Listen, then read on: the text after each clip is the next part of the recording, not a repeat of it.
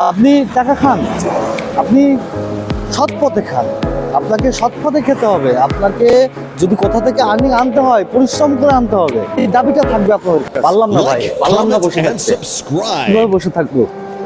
আজ আপনাদেরকে দেখাতে চাই যে গণপূর্ত ভবন, খুলনা গণপূর্ত ভবনের কিন্তু একটি ফুটেজ আপনাদেরকে দেখাইছিলাম নিউ মার্কেটের সামনে, যেখানে লেখা ছিল উন্নয়ন কর্তৃপক্ষকে দিয়ে গৃহায়ন ও গণপূর্ত মন্ত্রণালয়। খুব সুন্দর একটা প্রতিবেদন কিন্তু তারা দিয়েছেন এখানে। আমরা যদি একটু লক্ষ্য করি, গাছ নিজেকে বাঁচাতে গাছ বাঁচান, গাছ আমাদের প্রকৃত বন্ধু, বন্ধুকে বাঁচতে দিন। এবং আরো একটি লেখা আছে এখানে, কখনো এভাবে ভেবে ভেবে দেখেছেন কি? তো এভাবে আমরা কিন্তু কখনো ভেবে দেখি না, আমরা সচেতন না। আমরা যদি সচেতন হতাম তাহলে এই ফুটেজগুলো এখানে দেখুন যে গাছটি আজ মারা গেছে। এই গাছটি যে মারা গেল, এটার পিছনে কারণ কিন্তু লাক্ষা পোকা। এই লাক্ষা পোকার জন্য আজকে খুলনা জেলার ভিতরে এই অবস্থা। তো এই অবস্থার পিছনে কিন্তু অনেকেই জড়িত আছে এবং এই জড়িত থাকার ফলে কিন্তু এই গাছগুলো মারা যাচ্ছে। তো আমরা চাই, জেনে না বুঝে কেন অপরাধ করব? যে বিষয়টা আমি জানি না সে বিষয়ে তো আমি অপরাধ করতে পারি না।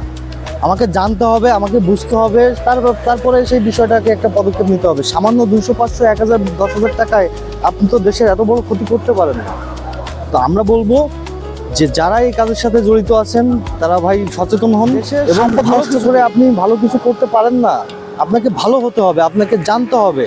আপনি টাকা খান, আপনি সৎ পথে খান। আপনাকে সৎ পথে খেতে হবে। আপনাকে যদি কোথা থেকে আর্নিং আনতে হয়, পরিশ্রম করে আনতে হবে।